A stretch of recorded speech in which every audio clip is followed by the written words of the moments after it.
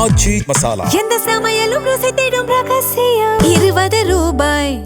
இப்போ சோஷியல் மீடியாவில் எங்கே பார்த்தாலும் பயங்கரமாக பேசப்படுற ஒரு ஹாட்டான ரூமரை பற்றி தான் பேச போகிறோம். தல அஜித் அவர்களோட AK-64 படத்தை வெளியில் வேற எந்த எக்ஸ்டர்னல் ப்ரொடக்ஷன் ஹவுஸ் கிட்டையும் கொடுக்காம அவங்களோட சொந்த ப்ரொடக்ஷன் ஹவுஸில் பண்ண போகிறாங்களாம்.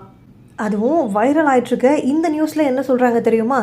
டைட்டில் கார்டில் ஷாலினி அஜித் குமார் வழங்கும் இப்படின்னு தான் வரப்போதான்.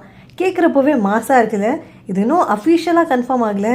ஆனால் ஒருவேளை இது நிஜமாக ஆச்சு அப்படின்னா ஷாலினி அஜித் குமார் அப்படின்னு வரப்போகிற இந்த ப்ரொடக்ஷன் டைட்டில் கார்டை பார்க்க ஃபேன்ஸ்க்கெல்லாம் பயங்கர கூஸ் பம்ஸாக வெயிட் பண்ணிட்டு இருக்காங்க. ஷாலினி அவர்களை நம்ம ஒரு சைல்டு ஆர்டிஸ்டாக பார்த்துருக்கோம், அண்ட் அதோட அவங்கள ஹீரோயினாக பார்த்துருக்கோம். இன்னும் அதிகமாக சொல்ல போனால் தல அஜித்தோட ஒய்ஃபாக பார்த்துருக்கோம். ஆனால் ப்ரொடியூசரோட டைட்டிலில் அவங்களை இது வரைக்கும் நம்ம பார்த்ததே இல்லை. இந்த மாதிரி ஒரு புது அவதாரம் அவங்க எடுக்கிறத பார்க்குறப்ப தியேட்டர்ஸில் ஒரு பெரிய வரவேற்பு கிடைக்கும் அப்படின்னு எதிர்பார்க்கப்படுது. திடீர்னு இப்படி ஒரு சொந்தமான ப்ரொடக்ஷன் ஹவுஸ் ஓப்பன் பண்ணுறதுக்கு என்ன காரணம் இருக்கும் அப்படின்னு யோசிச்சா, எக்ஸ்டர்னல் ப்ரொடியூசர்ஸ் கிட்ட ஒர்க் பண்ணும்பொழுது டேட்ஸ் அண்ட் ஷெட்யூல் ப்ரெஷர்ஸ்லாம் இருக்கும்.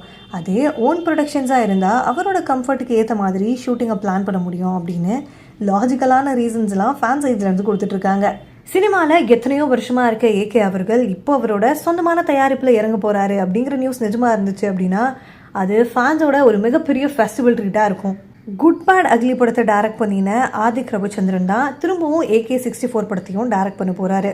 ஆதிக் ரவிச்சந்திரன் ஒரு வெறித்தனமான AK ஃபேன் பாய் அப்படிங்கிறது நம்ம எல்லாருக்குமே தெரியும். ஃபேன் பாயோட டைரக்ஷனில் திரும்பவும் ஒரு படம் வரப்போகுது அப்படிங்கிறதுல ஹைப் எப்போவுமே ஆட்டோமேட்டிக்காக இருந்துகிட்டே இருக்குது. அஃபிஷியலான அனௌன்ஸ்மெண்ட் டீம் கிட்ட இருந்து வர வரைக்குமே இது எல்லாமே ஒரு ட்ரெண்டிங்கான பஸ்ஸாக தான் இருக்க போகுது.